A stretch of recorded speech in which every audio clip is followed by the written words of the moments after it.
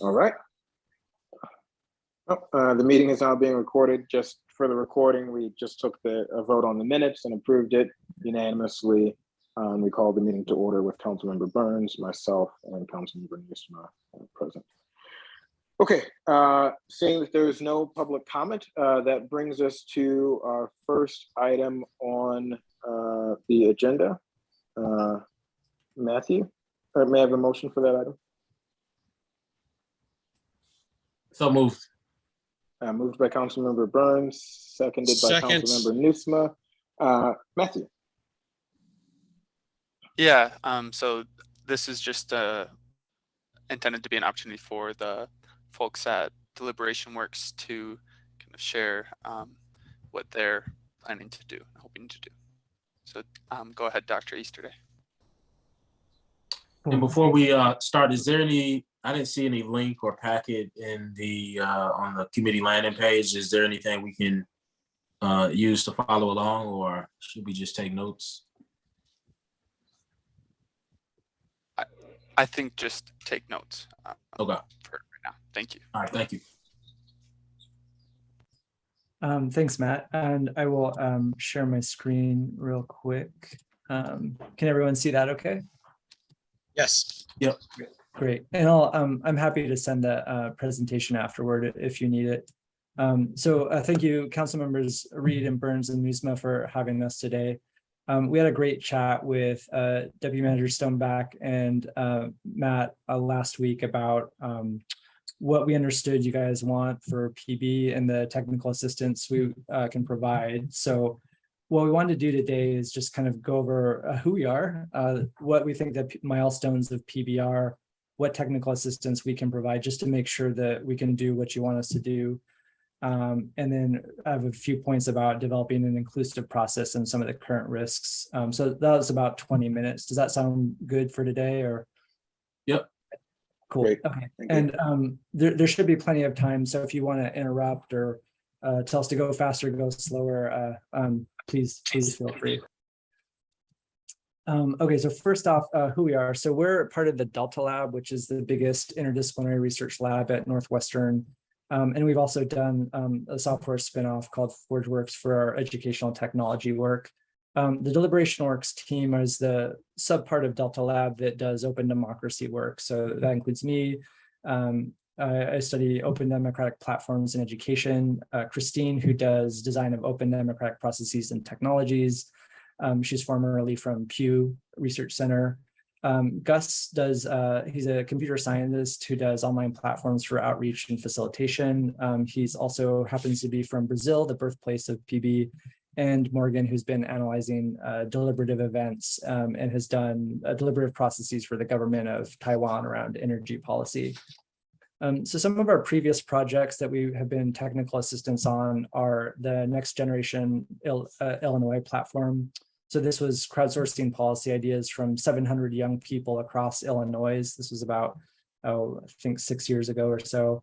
So this is very much like the idea collection phase from PB. So we did this about 30 different caucuses across Illinois with about 700 young people. So we designed some of the facilitation, the online platform for idea collection and the sort of educational materials for that. Another project that we've been a technical assistant on is the Minnesota Community Assembly. So we built a discussion platform for deliberation on local government issues. This was similar to PB in that there's a idea collection phase, a proposal development phase, and a voting phase, but it's done with random samples of the community. So they would meet for 4 full days, a group of about 40 people, and then rather than vote on a budget, they would give their recommendations to council, which did implement a number of them. More recently, we've also done deliberations within Northwestern. So we've designed and implemented about a 1.5 year process to create a cross-school certificate program, which received unanimous support from faculty across 4 schools, which, if you're familiar with university politics, is a minor miracle. And then more of our day-to-day work is on open democracy research. So we've done a lot of design of open democratic processes, including outreach, idea collection, proposal development, polling and voting. We develop online platforms. We've led a number of R&D projects and have worked with a variety of partners, including Maybe this is, Matt, maybe this is a dumb question, but what's FTF or F2F? Oh, I'm sorry, face-to-face. Face-to-face, got it. Yeah, so Gus has been doing some really cool work with, there's some new methods of deep canvassing. So these are, rather than do like a 2-minute kind of like, here's my talking points at the door, you do a longer, like, 15-20-minute conversation about what people's priorities are. So he's found that he can really increase the amount of willingness to sign up for events if you have these deep conversations, and he's developed some kind of prototypes for doing that. So it's really neat work. I could spend a few more hours talking about that if you want to. Yeah, so then we work with a number of partners like Roosevelt Institute, Design for America, California Department of Ed, and California Mathematics Project for Excellence and Equity.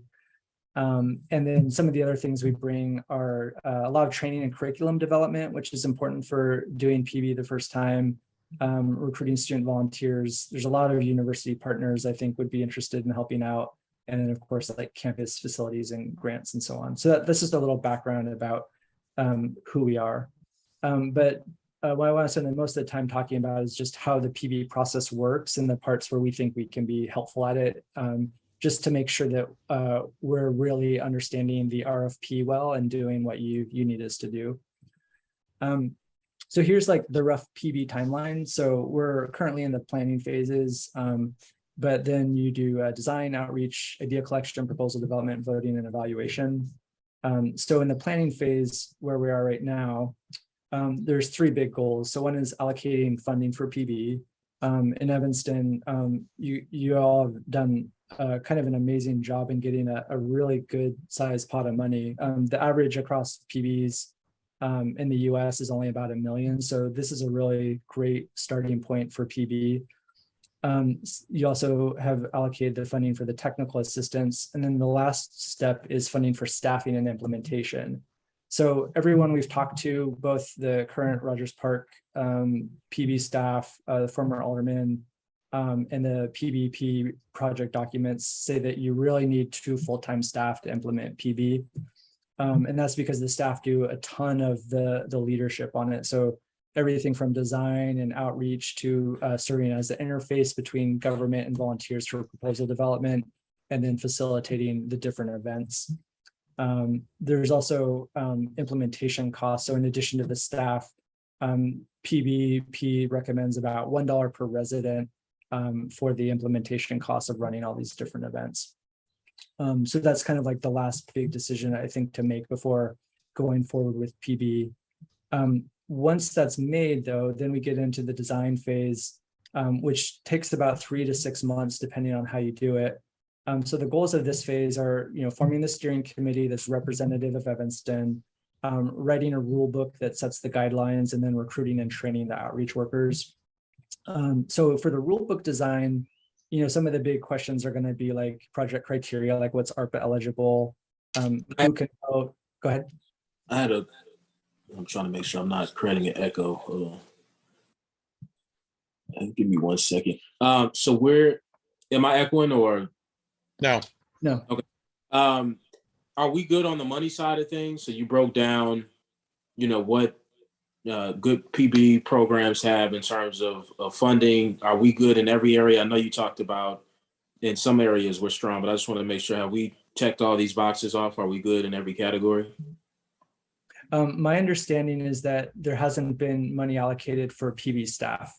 And when we talked with the deputy manager last week and Matt Oren, I understood that there's not staff kind of sitting around able to do the things that are required to manage the process. So, and Matt's been doing a lot of what the PB manager would do now, but my understanding is he's in a part-time position, and then you don't have kind of the second person for that. The ways that different cities have allocated this is like having like a PB manager or coordinator, then having a second person who's either kind of does community coordination or PB assistant. And then you have a few other like staff who are spending a little bit of their time providing logistical support. And Matt, is this for communities that are doing participatory budgeting on an ongoing basis? Yes, yes. Right. But you still need the staff. You still need 2 full-time staff to do it. even just what we're doing right now. Yeah, Right. yeah. And we do not have 2 full-time staff members. And as Matt indicated earlier, a lot of the work for the PB manager will be night meetings, weekend meetings, and things like that. So to me, that's a position that that city staff would have to hire. The city would have to hire somebody to be that manager. And then the community engagement coordinator is another position that we don't have that we should. These are positions that need to be hired to be able to implement this program, even if it's only one time around. Dave, would they have to be city employees or could this be contracted out? They could, I mean, my thought is that they could be seasonal employee, we could hire them for 6 months as the project is going, or they could be project-based employees.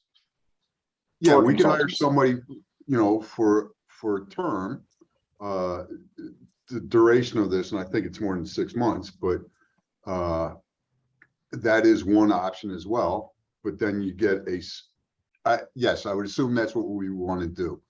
But then you get a smaller pool because people want to find full-time jobs, not just contractor type of work. So I do want to point out that we do have an administration a budget for administering ARPA overall, and have not yet used much of that budget. And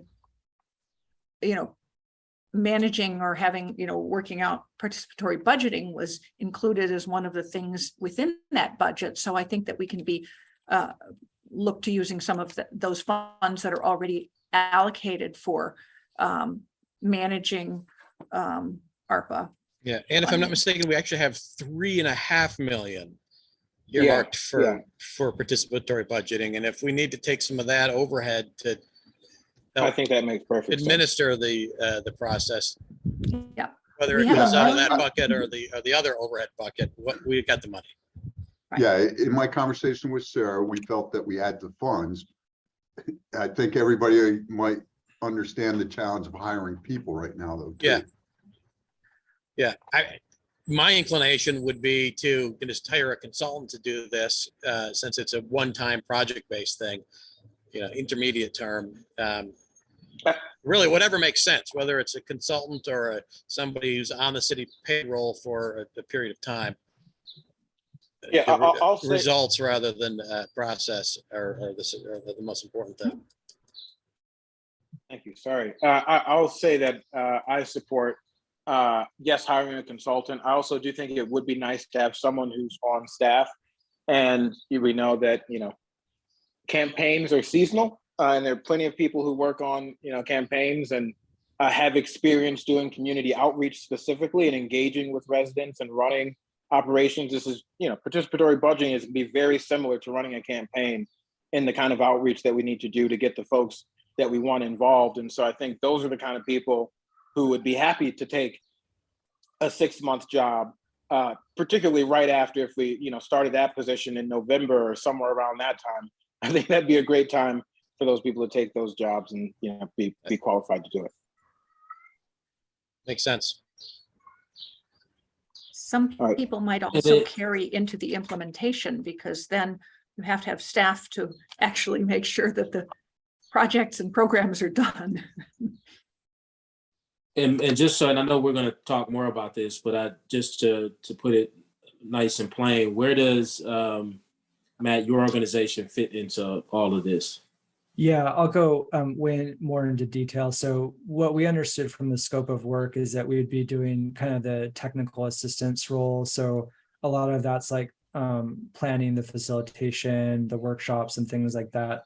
One thing that we'll do that was not necessarily in the normal kind of RFP that PBP would do would be to do some actual facilitation and training face-to-face, because usually when you hire the consultants, they're not from here, so they can't actually do that. But since we're right, literally down the street, we can do a lot of that work.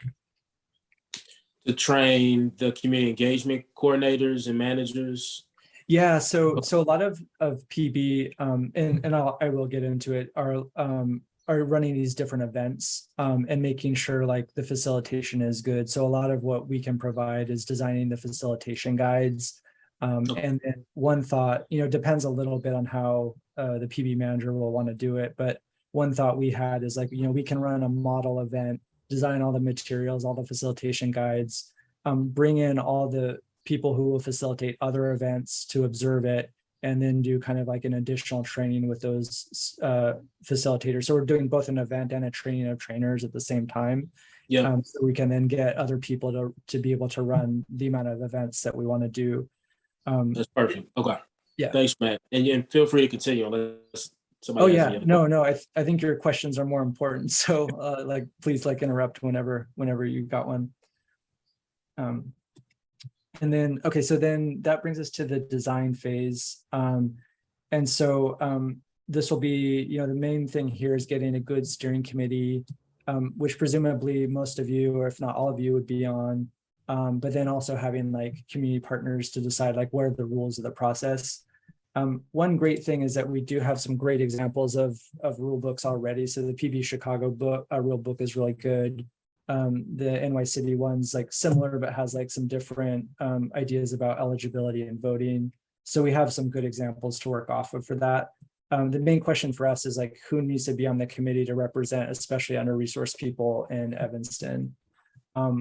The way they did it in the first Rogers Park PB was they basically recruited, everyone, like community organizations, leaders, faith-based organizations, business civic groups. So they got about 75 people in a room.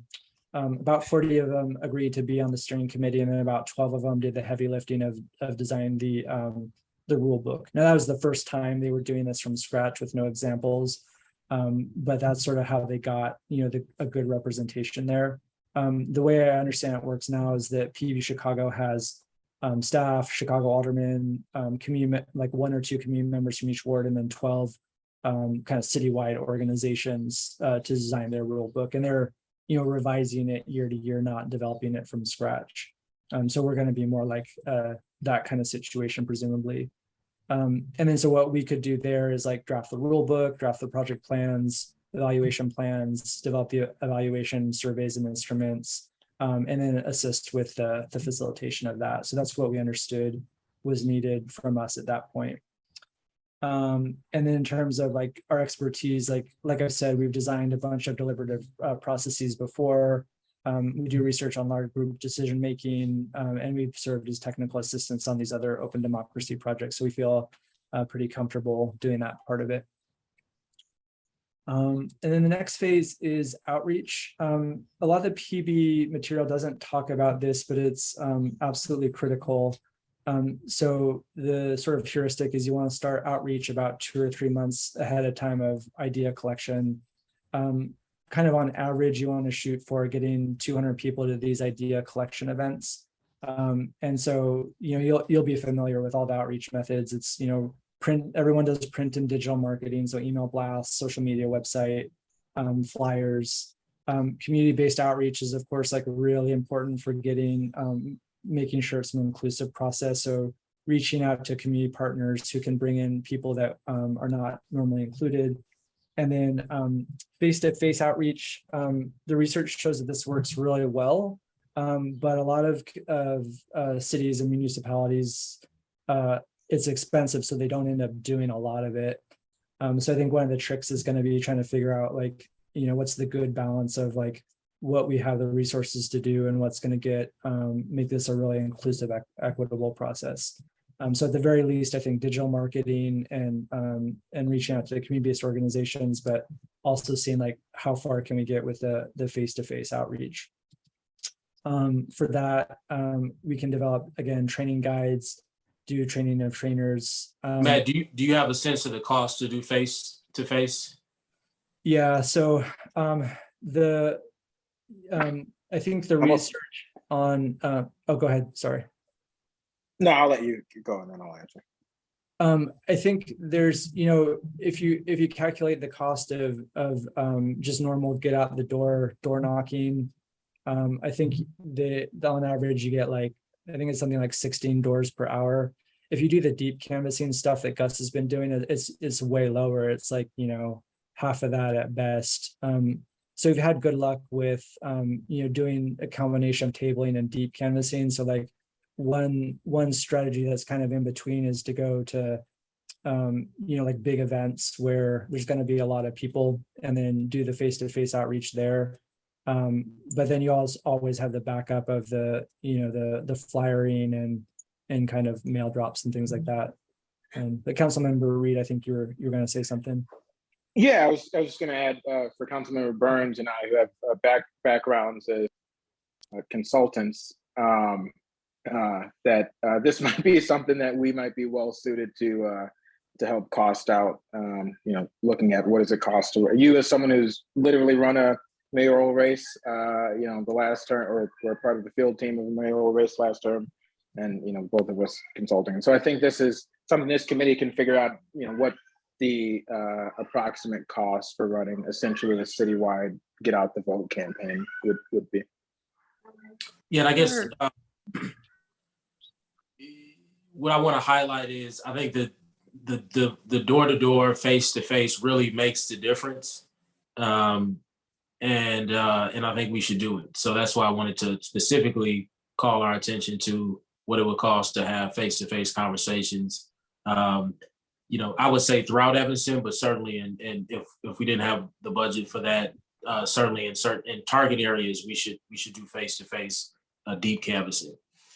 I just And it could be a part of the mayor's summer youth employee. If we, you know, launch this next summer, we could bring on youth from the mayor's summer youth employment program to serve as those, you know, outreach workers, as well as, you know, having some adults that kind of lead the canvassing. Another thing is our youth services program, my city, your city, our city. It might be something that some of those young people could be engaged in, which would be really positive, because that's one of the things we're trying to do is connect them to everything. And we also have a couple organizations that, I mean, a couple of years ago when we were trying to do much more face-to-face or outreach to, especially in our under-resourced parts of our community, the advocates that are part of Cradle to Career were very good at helping us get, so, and I'm sure between Councilmember Burns and Councilmember Reed's experience and all that, we can probably get a lot of really good ways of reaching into the community. That's awesome. I'm really glad to hear the interest in doing the face-to-face outreach. Yeah, so and that's something, yeah, so we can help also with the training of that. And I think there's a number of Northwestern students and partners we could bring in to help staff that, I hope. Okay, so then we get into the PB process proper. So the first part of that is idea collection. So that can go about 1 to 2 months. Roughly the goals are to get, you know, you want to get at least 200 residents to come to these events, learn about PB, collect about 10 ideas across 6 assemblies, and get about 30 budget delegates. I think in Evanston we can get more, but these are kind of averages across processes. So in PB Chicago, they aim for about 5 events, 2 events specifically for underrepresented groups, which could be, you know, depends on the community, but that could be like youth or non-English speakers or whatever. And then they also do targeted events with like specific partners, like Councilman Burns, you were saying about, like, you know, we want to reach out to people that like we need to spend extra effort to get to these assemblies. At the idea collection event, you introduce the PB process, brainstorm ideas. Most importantly, you're asking. So Matt, real quick, are those separate assemblies, or I'm just trying to get a sense, if you can go back to the last slide. So, okay, so total there will be 6 assemblies. Am I reading that right? Yeah, and this is an average across, like, so this is, I think they did this study in 2016. And so they looked at, like, I think there's about 45 or so different processes running in the US and Canada at that time. And they said, like, on average, they do about 6. That's pretty consistent with Chicago that tries to do 5 in each ward. And so, like, that's kind of a good benchmark for us. we could, I think, try to do a lot more because we have like a really active, like kind of community in Evanston. So this is just a rough kind of guess, but in the rule book development phase, the steering committee would decide like what's our minimum number, how many of these are going to be like targeted events, how many are going to be open to the general public, when and where they're going to happen. So like, we could decide like we want to do it like by ward, or we could decide like, this ward's going to have this many, this ward's going to have this many. Like those are things that the steering committee would have to decide. Okay, but the 6 assemblies on average includes the targeted events as well. Yeah, for the Chicago rule book, yeah. Okay, all right, thank you. Yeah. And then yeah, so then again, we'd help write the facilitation guide. I think we could run some like a model event and then do the training of trainers at that event. So we would invite like our CBO partners to come into that, learn how to do it, and then go off and run their own events. And this is something I think, again, like student volunteers would be really interested in helping out with, is support people. So we've done a lot of teaching and facilitation of brainstorming. So this is like really comfortable for us. We've done research on large group idea generation and developed online platforms for this kind of thing. So we've done that kind of thing before. Now it gets into the more like kind of complicated, interesting part, which is the proposal development. So that can go anywhere from 3 to 5 months. The goal here is to develop the ballot. So depending on what the steering committee decides, you might shoot for about 14 proposals on the ballot, give or take.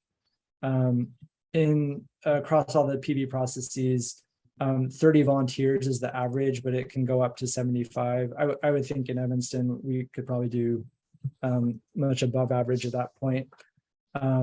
They break the committees down based on different criteria. So usually it's like they will form committees around different departments of the city. We might want to form it around like ARPA buckets, like it's sort of whatever makes sense and the steering committee decides on. And then each of those committees would produce a few project ideas. So they'll start off with the big pool from the community assembly and then narrow it down to a lower number that could actually fit on the ballot. So Councilmember Newsma, I remember you being really raising the issue of like involving staff time for vetting all these proposals. And so the way they kind of naturally filter this down is because each committee can only produce a certain number to be on the ballot. That's how they kind of filter it down. So you're not, flooding the staff with 1,000 different proposals. It's a really reasonable number. Yeah. And then the proposal development itself, it can happen different ways, but here's like some of the kind of big events. So you bring everyone in for an orientation. Sorry, Matt, quick question about the budget committees. Is it whoever wants to be on the committees is welcome? Is it limited to a number? How does that work? Yeah, they as far as we can tell, every process we looked at, it's anyone who volunteers, because the main difficulty is getting people who are going to like spend the 3 to 5 months to do this work. I guess in Rogers Park, they had originally started with trying to elect people, but they found, no, it's really the people who are going to show up. That's the harder problem. Exactly. Okay. Yeah. And so, Evanston might be different, but I think. And I like that. I think it should be open to whoever, wants to commit the time. So that may mean some committees have more than others, but I think we should let everybody in unless that becomes untenable. Thank you. Absolutely. Yeah. And then if the committee size gets too big, we could always like divide it into subcommittee or like subgroups, so it doesn't get too crazy. And then, so then you bring them in, they identify the different ideas they want to discuss. You have a department briefing so they understand like kind of like the part of government that they're developing their proposal for. They plan their research. Meeting 3, they kind of narrow it down to a short list. At that point, you bring in the city staff to do kind of Q&A because they have a lot of questions about developing the proposals by that point. Then they come back with their final lists. They submit them officially to the city. They get vetted again. And then finally, they go on to the ballot. So that's kind of like a rough process. We might need more or less meetings depending, but this is like roughly how it could work. Then in here again, we'd be like writing the proposals, the guide for like how you develop proposals, facilitating like the delegate onboarding, training of trainers. One thing I think we can be especially helpful here is we have a whole social policy program, which is full of undergrads who are like dying to write policies that actually are in the world. So we did, we recruited some people last year just as like a mock PB. And I think we had about 20 grads and undergrads writing policies just for the hope that they could someday do this for a PB. And there wasn't even a PB process started. So I think we could recruit a lot of students to support the different committees and help them do the research and the writing, and just make it easier for people to volunteer. Matt, I just want to bring something up that I thought of with students. One of the things, this was years ago, the McGaw YMCA had a mentorship program called Project SOAR, and it actually could become a work study position. Yes. For students to do that. And do you think that this might even be a work study opportunity for some students? Because I think of the students who are generally, eligible for work study jobs, and they might be really a good fit with trying to get out in the community and do that kind of work. I just wanted to bring that up as something to think about. Absolutely. We've talked with the Center for Civic Engagement about this. And so depending on how this meeting goes, my meeting next week is to go see if we can set up something like that. Because I think there would be so many, like if they could get work study credit for doing like outreach, facilitation, policy development, I think, they're going to take that job over anything else that's on the table. And in general, I think like, if this becomes like something that Evanston does regularly, we can start to build our academic programs and curricular programs around supporting PB. So yeah, it could be really wonderful if it is something that we continue to do. Thanks. Yeah. And then, so we've been doing, so we're in the School of Social Policy. So, we teach proposal development and policy writing, and we've been using an online platform for supporting the policy development process. One thing that happens at the very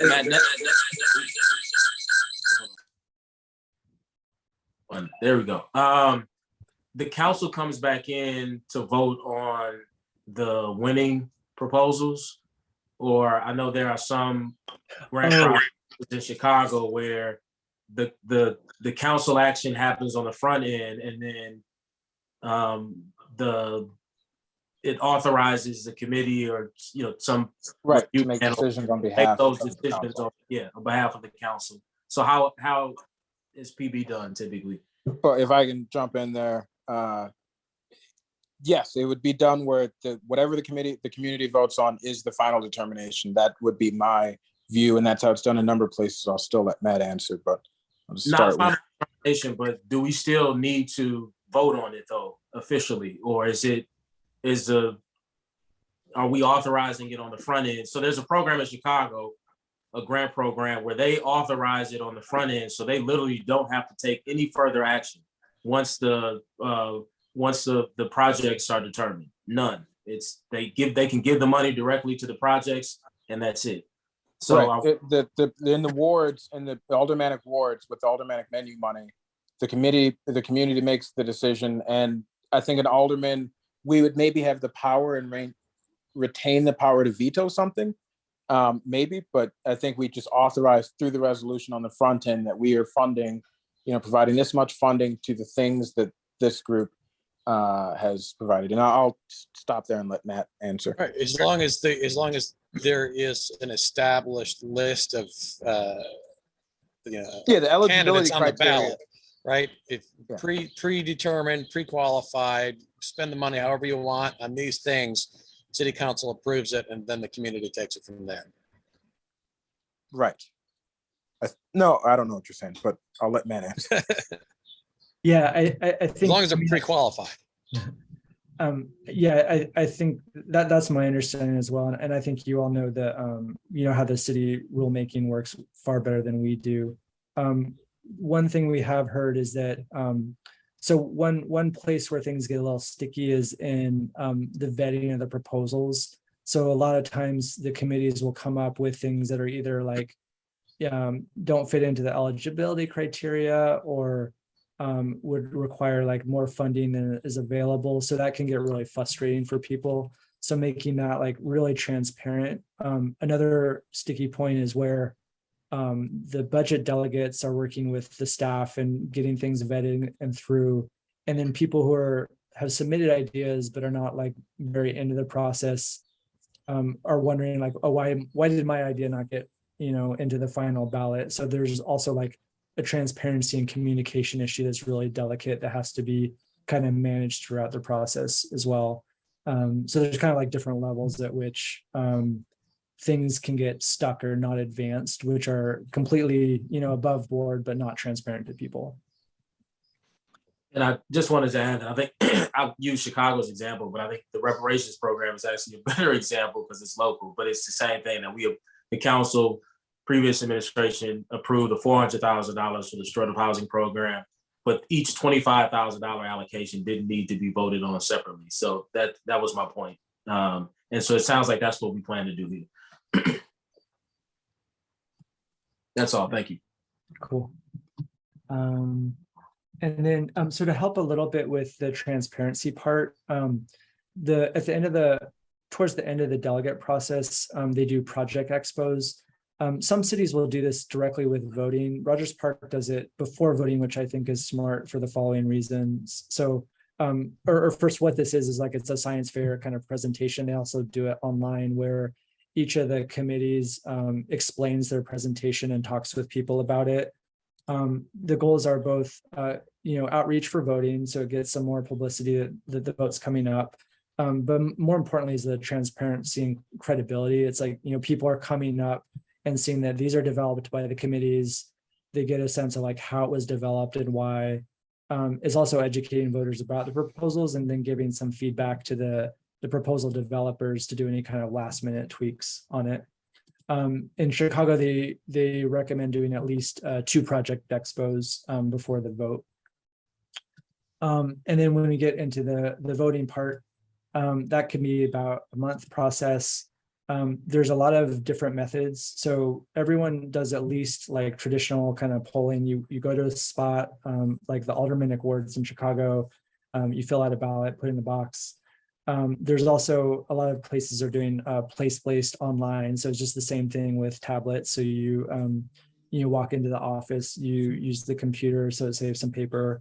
Really important for inclusion though is pop-up voting. So setting up just mobile voting locations, like it can be as small as a table where, in spots where people are going to be. So sometimes it can be on the L line, it could be at a church, it could be wherever you think is going to be easy for people to access. There's a lot less, but starting to be more of online only voting. So where you could like go online on a computer and vote without showing up to a location. The way they do in Chicago, voting is 14 and up.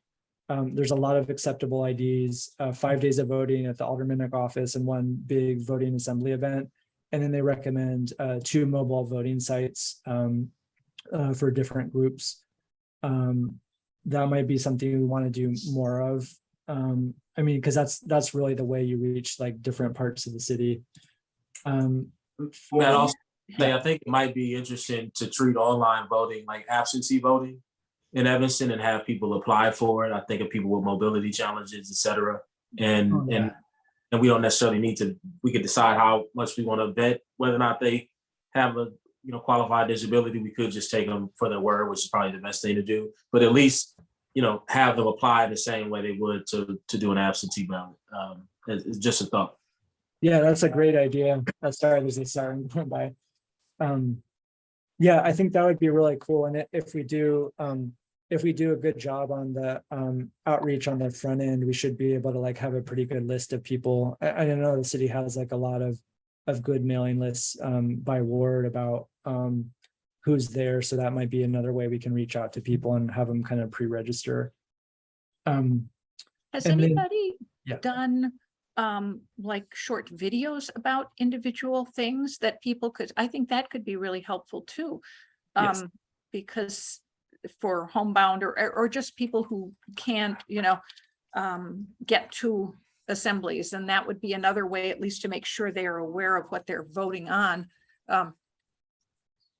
Absolutely. I don't know if they're online anymore, but especially during COVID, Rogers Park did the expos online. So, that's a nice way to both reach people who can't make it to event and then also just have it so that people who can't make it at that time can get to it later.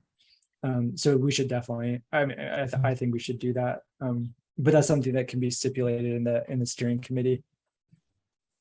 And then in terms of eligibility, Chicago uses like a really long list of IDs. The goal is really to make it as easy for people to show up with whatever they have and vote.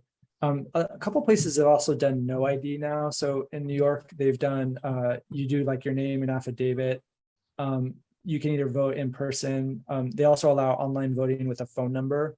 So you can't prove that they're actually from the ward, but you can at least prevent double voting.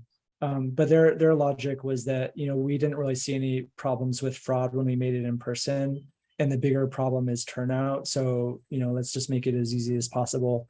They also have online voting with email only, but there's like a verification step by the city. So you would like apply, say, here's my email, they would check, and then you could vote within, I think, roughly 24 hours of that. And then again, we'll help with like writing the facilitation guides, do some model voting events, train the facilitators. And this, again, I think would be a fun one for to get students involved with. And yeah, we've done, deliberative voting caucuses before and online platforms for polling. So again, this is something we feel pretty comfortable with. Then the last part is evaluation. So that can take 1 or 2 months.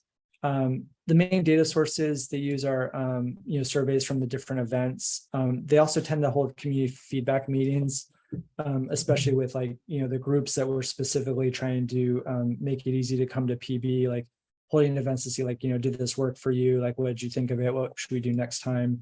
And then they used census data and public records as the benchmarks.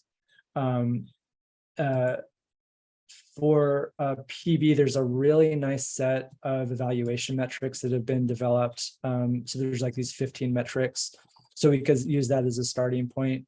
The steering committee would want to define like what are the specific questions we have, and then we can help design like specific metrics to answer those questions. But these are kind of the general ones that most people use.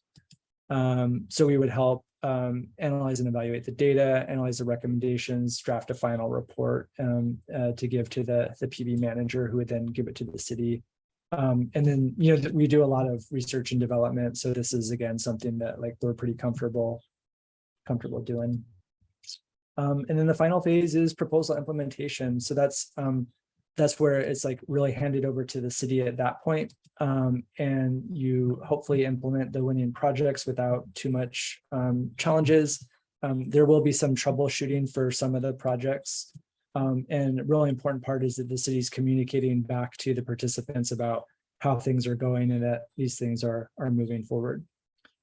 Yeah, so that's like kind of the PB process, and where we think we understood technical assistance would be useful and what we think we can provide. So I'll pause there, and then I want to talk briefly about some of the inclusion strategies and some of the project risks after that. Sure. Are there any questions from the committee?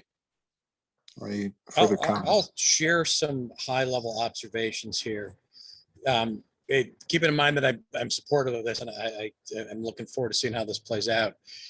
Big picture, I'm looking at the effort to dollar ratio, and it seems like things are a little bit out of whack. Like, we're only talking about $3.5 million on a one-time basis.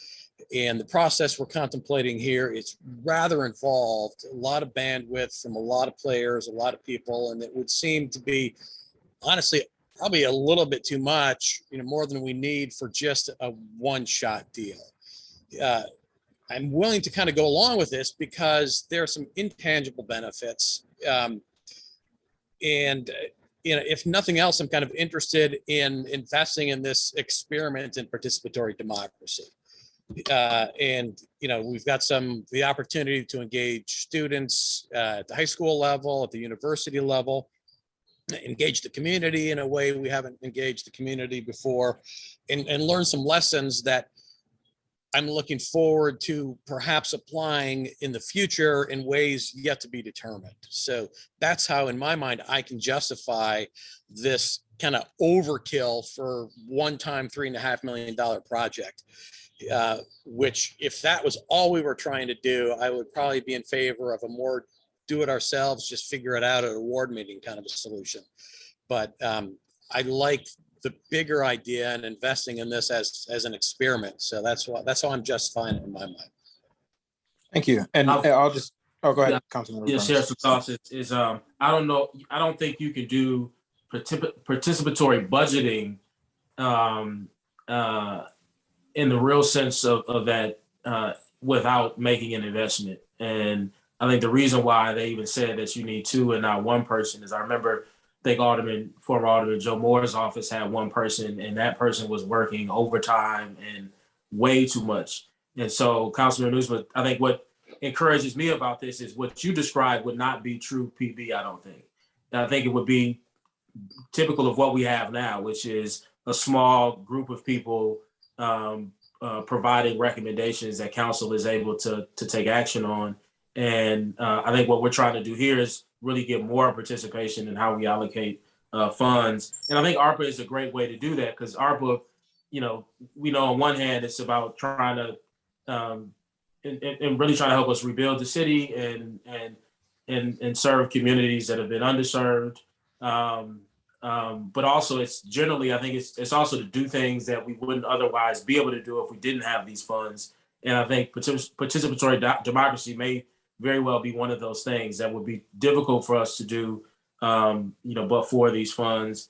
And then I think the last thing for me, and I know you're not here yet, Councilmember Newsma, but I'm 100% here. I think this is something that we need to continue to do to some degree. And Councilmember Reed and I, when he was in the clerk's office and I was the interim deputy city clerk, considered creating a PB process for our affordable housing funds and several other funds. So this is something I am 100% committed to ensuring that we do beyond this process.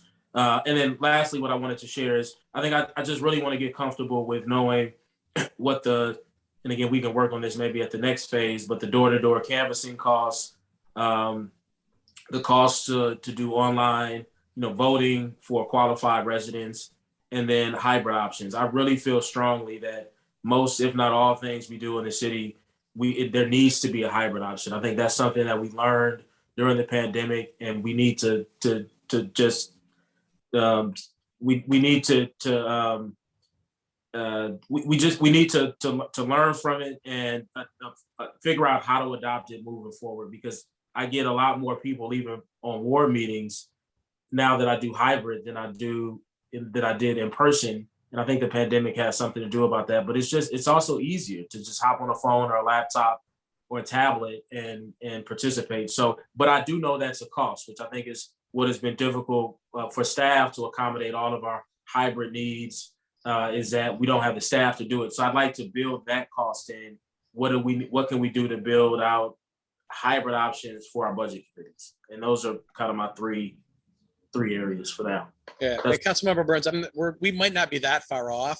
Like, the value of this exercise to me is not in figuring out how to spend $3.5 million of ARPA money. It's for what we can put in place, what we can learn for the future. Yeah, no, agreed. Thank you.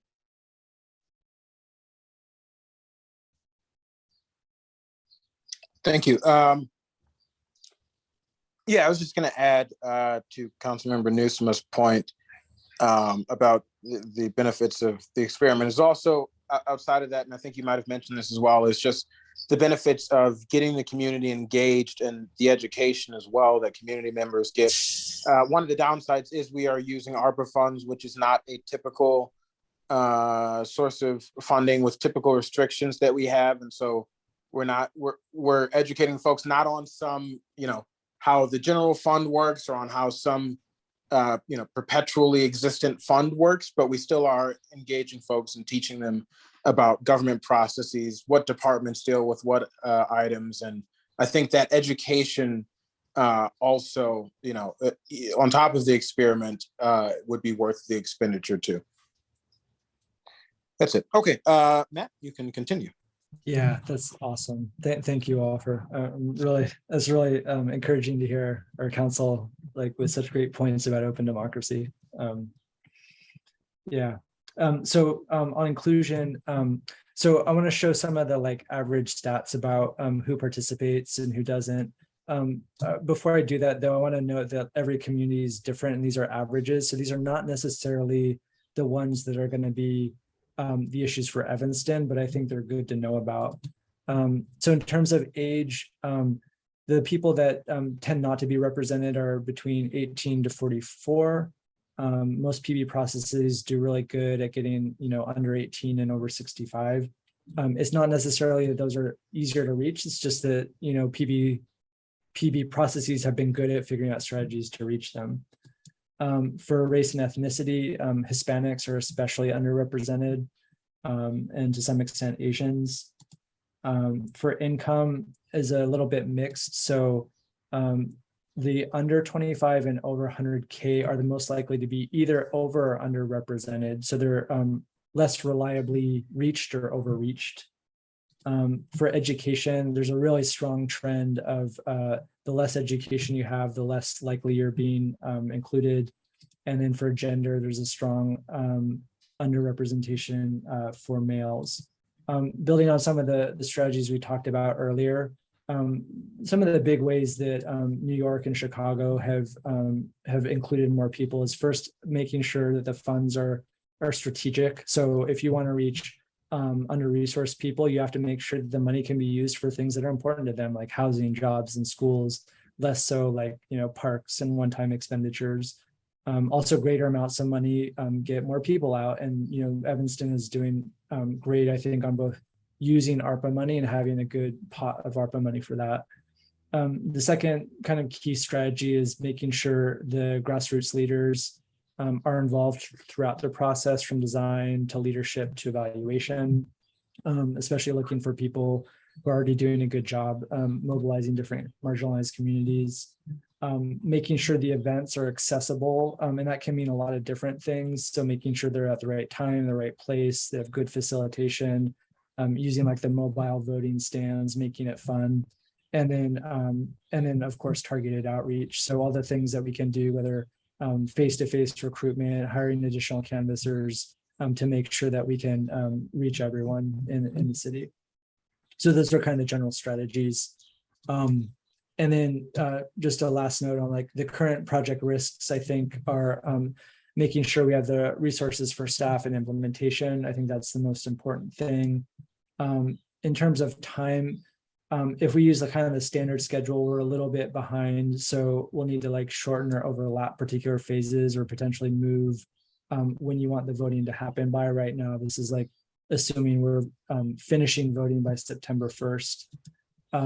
There's another risk around ARPA complexity. So the other PB processes mostly limit to capital expenditures, which are easier proposals for people to develop because you really just need a budget, whereas ARPA can be policies that might take several years of implementation, might involve like budgets that go across multiple years.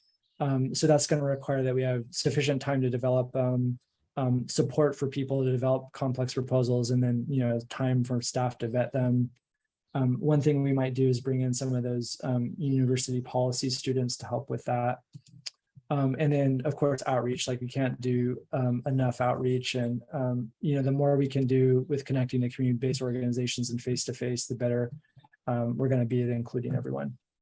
So that's all I have to say. I know we're getting short on time, but again, really appreciate you having us here and giving us a chance to share what we know about PB. Okay, thank you.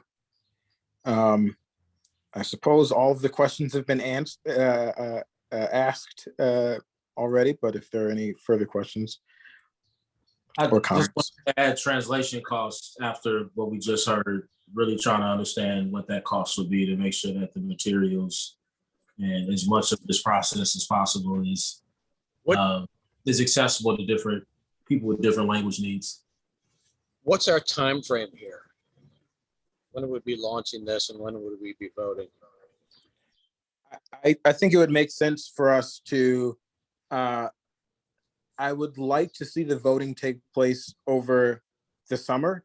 So of course that cannot happen this summer. So Next that would summer. be next summer.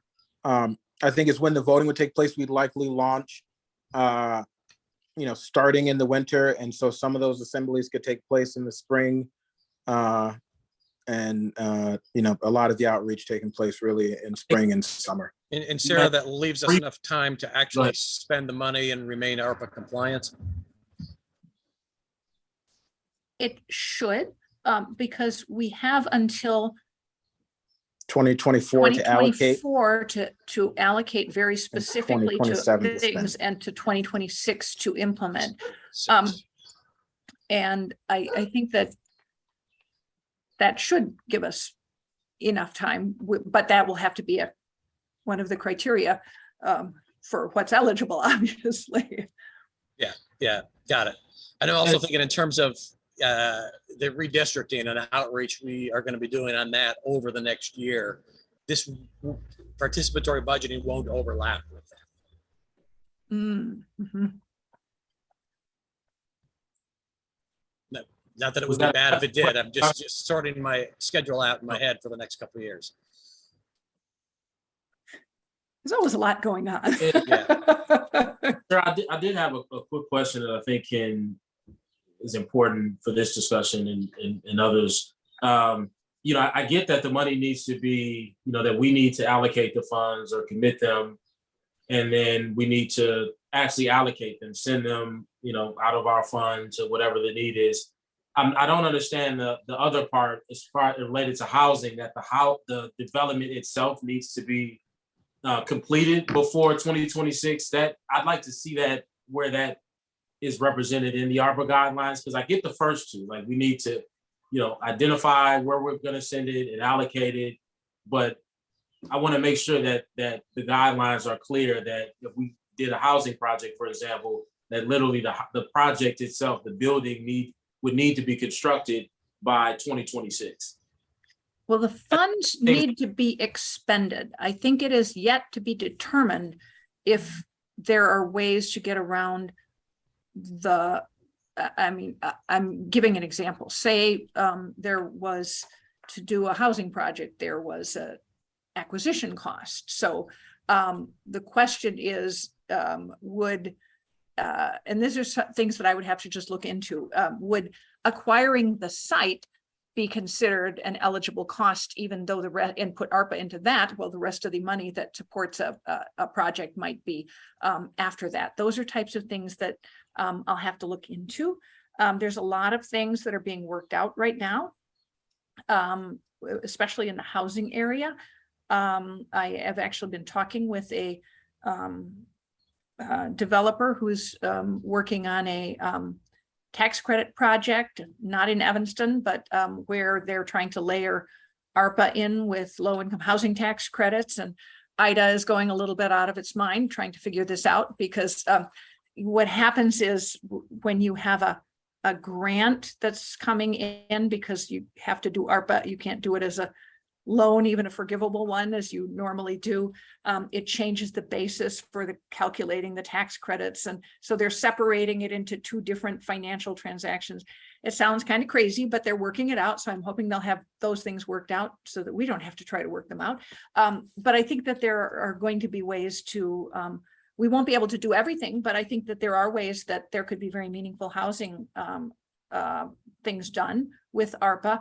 But I also think that we can remember that we are doing some housing things that are outside of participatory budgeting. So I don't want to make, not everything may be best suited for participatory budgeting.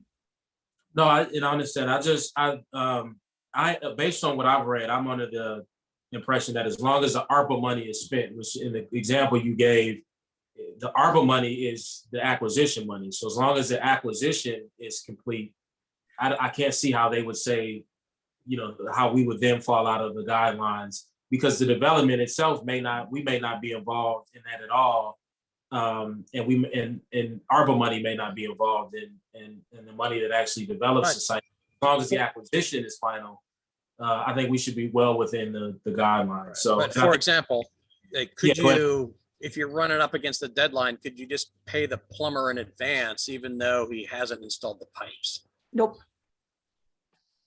That is considered a violation of use of federal funds. That's part of the construction. That's part of the construction of the building. What I'm saying is like acquisition is a separate thing, right? Yeah. Somebody could acquire land and just sit on it with no intention to ever develop it, which is why I think, that to me seems like a separate transaction. But I think that what could be done, and this is something that I can certainly check, is if we were to acquire property specifically for a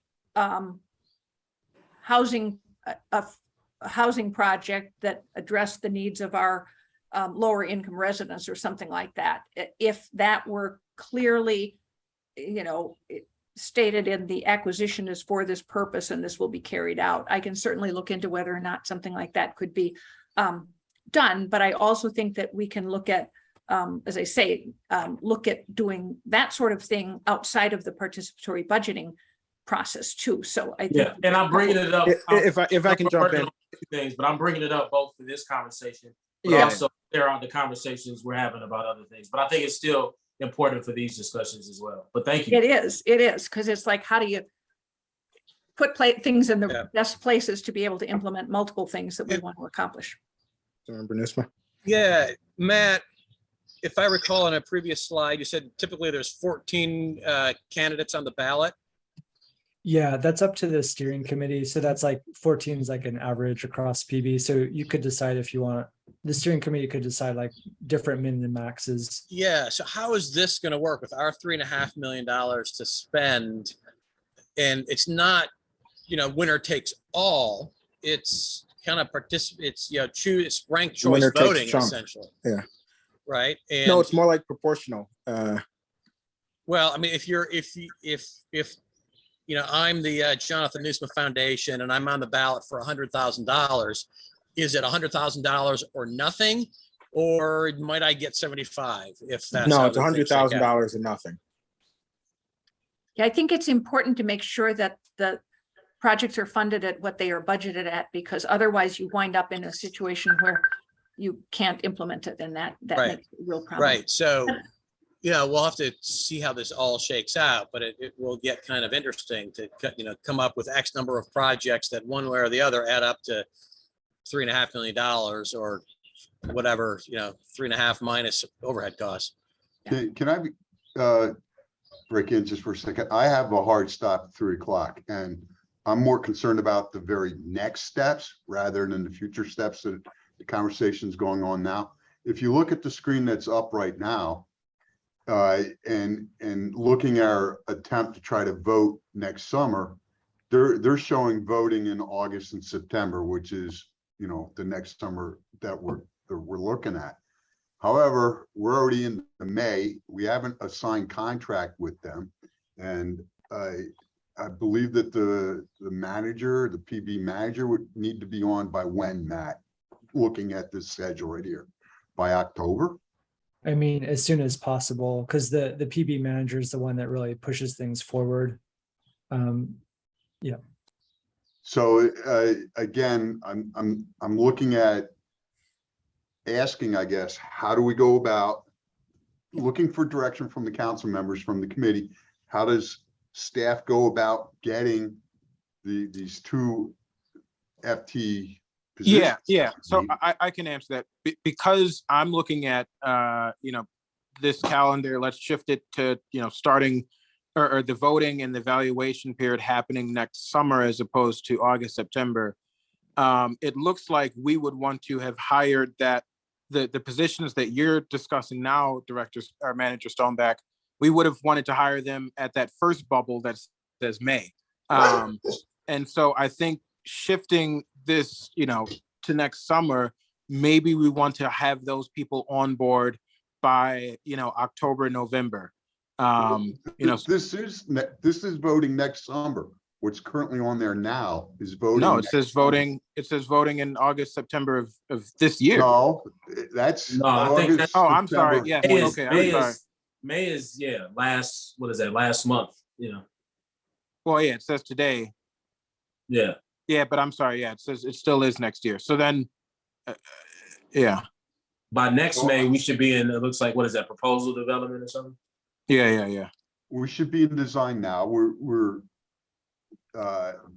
Mr. Day is working with Northwestern to get a final proposal and a contract. We're trying to use the Northwestern contract rather than forcing them to use the city standard agreement form. Corporation Council's already looked at, and we believe that that will work. But we don't have a full proposal from their group yet.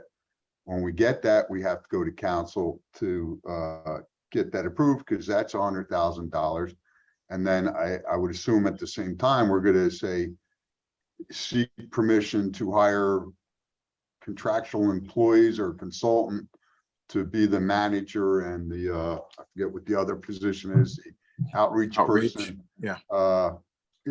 But then that could take up to 2 months just to even hire a contractual company. And I don't have experience writing request for a proposal to hire somebody like this. So I'm just saying we're struggling to meet the schedule because of where we are right now. This hasn't even gone to city council. We don't have staff in place to make this happen. We don't have the consultant, whatever. We don't have the people, the bodies to make this work on our side, other than bringing in this group. And, you know, their cost estimate is around $100,000. And then we have to hire these other consultants or outreach people. And I'm just bringing all this to your attention to say, you know, that we're on a very tight schedule and we really aren't quite ready to move, to jump on this. So, and that's why I want to try to bring it back to the here and now present, and how are we going to try to address that situation. Real quick, Chair, I'd like to respond to that. And Sure, just go ahead. Where I'm at. And so one question before I go into that. So Matt, would you be able to help out with helping us identify people, you know, for PB managers? And because I think I agree with Councilmember Reed that, again, I'm a political consultant. I'll say retired now, political consultant, but did that for the last 7 or 8 years. And I agree with him 100%. There are people who are absolutely equipped with the ability to lead this PB process because, again, I agree with Councilman Reed. It is very similar work, if not the same, to what every political consultant does. And many of these people have, you know, backgrounds, you know, political science backgrounds or backgrounds in organizing and community engagement, et cetera. So I think if we brought them on, not necessarily as well, I mean, we could decide if it's a contract or not, but I think a quicker path may just be to hire them on as seasonal or temporary staff. And because the people are out there, I think what would get in the way is the contract itself, trying to reach an agreement with some firm. I think we're just trying to find talent, individual talent to fill these roles. So for me, it feels better suited for a temporary hire or seasonal hire. And then it's just us all working, Matt, with your organization, if you'll be willing to help with this, to just find talent, people that are willing to do this work. And if that's the case, that's the route that I would recommend we go. And then as far as deliberation works, I mean, based on what we've seen today and we've had previous conversations with deliberation works, I mean, I think it makes total sense to move forward with them. So I'm fully committed to working with deliberation works. And I think it's important to get them started so they can help us, you know, identify talent and people who are willing to assume these roles, as well as start on. We have to form this committee and start, you know, creating some of the other deliverables that they talked about. So I feel comfortable moving forward in both of those areas and bringing on deliberation works and starting to identify talent that can assume some of these roles. And I don't think it'll take that long to do it, but we do need to get started to Manager Stoneback's point. Would you be able to provide job descriptions for these roles, for the manager and for the communications? Yeah, we have. Yeah, I'll go. You can go ahead, man. But I was going to say this has been done so many times, and I would have to believe there are some, Yeah, some boilerplate. Exactly. Job descriptions for that HR can get really quickly. Right, so yeah, if we can get the job descriptions. I and can then provide. start I can working- provide some job descriptions. I can do that. Okay, that'd be great. And then, Matt, do you have an estimate as to when you'll get us a final proposal and contract? Yeah, I've asked for an estimate of time. I'm meeting with my assistant dean today. So she had some final questions, and then she's going to put it to the legal people, and then I'm going to ask her like when they can get that done by like 4 o'clock today. Okay, so depending on when we get it, we can try to add it to the June 13th council meeting. And or I would say at the latest, the June 27th, but then going back to your schedule that you kind of showed starting in May, you're really not, we're going to be starting mid-June is all I'm saying. And then we'll, if we get the job descriptions, we can put them out, and then everybody can contact their associates that they're aware of that might want to apply for this job, and then they would have to apply. But we gotta get the job description, so we gotta get the job advertised. And so that's like the next step for sure. And Yeah, Matt, to that point, what are all the things that need to be completed in the design phase? Like what ideally will we have done by October?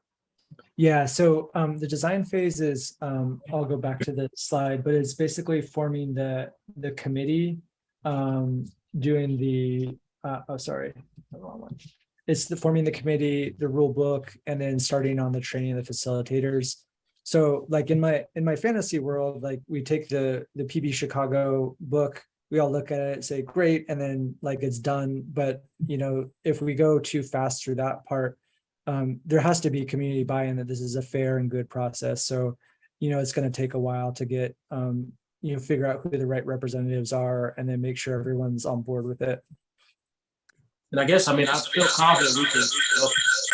feel confident that we can hire people before October. And if we can get deliberation works on sooner than later, we can form the steering committee and start to discuss the rule book. And we don't need to wait to have a project manager to do some of those things, right? It'd be nice to have them. Yeah, it'd be nice, but some of this stuff, we can at least form the committee and start having these discussions amongst the committee. And there's some things that we can get going, is my point. And at the very least, we can start socializing it a little bit through the ward meetings. Most aldermen, hold monthly ward meetings. So that's a way to start to circulate the rule book and some of the things that we're talking about. So we can start the process and find ways to get some of that initial feedback. So by the time the project manager comes on, we've done some work. We've started. Okay, thank you. I do think there's value in getting the project manager absolutely as soon as possible, though, because I think that it would be ideal if that individual could be involved in the design phase too. I think that really would strengthen the whole thing, because they're going to be the long-term relationship building to get through all that. I think could be really important. And we have 5 months to hire a project manager. I think we can do that before the design period ends. I just think there's some things that we can get started on. Okay, so then for the next meeting, for our next meeting, I guess we're going to send this proposal directly to council. So I'd just like to be official and take a quick vote on that we are fine sending whatever proposal Northwestern and Mr. Easterday send to us, again, directly to council. So may I have a motion on that? And real quick, Dave, would this be a resolution? No, I think that this would be essentially, yes. It wouldn't be an ordinance. It would be essentially a resolution approving a contract. It will be just a vote. It could don't be make it a just by resolution business to of award. the council. Yeah. So it'll just be a vote for approval, not an ordinance, not a resolution. Not 2 readings. Yeah. So That's really what my question was. It wouldn't Yeah, require. it's not 2 readings. No. All right. it's I'll make not that 2 motion. readings, but we might need a resolution in conjunction with this that would authorize The 2 positions. the 2 positions being funded, hopefully from ARPA, which I'll have to check with, work with Sarah. It's not a problem. It's just got to get the right terms and get that in there. And the resolutions are 1 reading, right? Yeah, resolution is just 1 reading, and the So I just award want is to just put that on the 1 record that I think we got a nice and streamlined path in terms of council approval. We don't have to do a ton of different, 2 different readings. So that's good. Okay. Right, Okay, so and- then, and sorry. Chair, if you want, as soon as we get the proposal and it's in its full form, we can share that with the committee. Yeah, And then at your discretion, if you want to have a special meeting or something like that, we can do special that. meeting to officially approve it and move it on to council, I'd be fine with that as well. Yeah, but I think in lieu of that, in case we don't need that, if there is something that we need to discuss, if there's something controversial, we'll call that. But let's for now just take a vote to move this issue forward to council, as well as, I guess, moving forward those 2 positions to council, and then with the to be determined, or let's say, I would presume that between the 2 positions, we wouldn't need more than $150,000. I know that's probably kind of even high for 2, kind of seasonal positions, or maybe $200,000 in an amount not to exceed 200,000. Does that sound about right, Sarah or Manager Stonebeck? I would think 200,000 would be fine to hire these people. Yeah, I think it'd be overkill. So, okay, so go ahead, Councilmember. I was gonna say so moved. Second. Okay. Moved by Councilmember Burns, seconded by Councilmember Nusma. The motion is to move forward the Northwestern proposal, as well as up to $200,000 for 2 positions to help with PB. Roll call vote, Councilmember Nusma. Aye. Councilmember Burns. Aye. Myself, Councilmember Reed, aye. So the motion passes, and thank you, Mr. Easterday and crew. And thank you, Sarah and Manager Stoneback. I think for our next meeting, just to be clear, this will be in sometime later this month, I guess.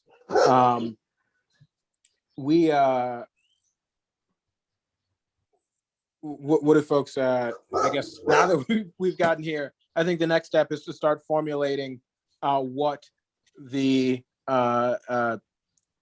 initial group is going to look like and how we're going to select folks for that initial assemblage. Okay, so that's what we'll be discussing at the next meeting. Thank you. I think that's all that is on the agenda, unless there's anything else that folks want to raise. Council members Byrne and Reed, as long as you guys are on the line and it's not an OMA violation, if you have a few minutes after this meeting wraps up, something else I want Yes. to talk to you guys about. Great. Okay, well then, with that, the meeting is adjourned. Thank you. All right, thanks, everybody. Thank you, everyone. Thank you. All right, recording still in process here. Is Matthew still there? Yeah, Yes. so I'll need to stay on in order for you all to keep No this. worries. You might be able to I hand can over stop the host to one of recording.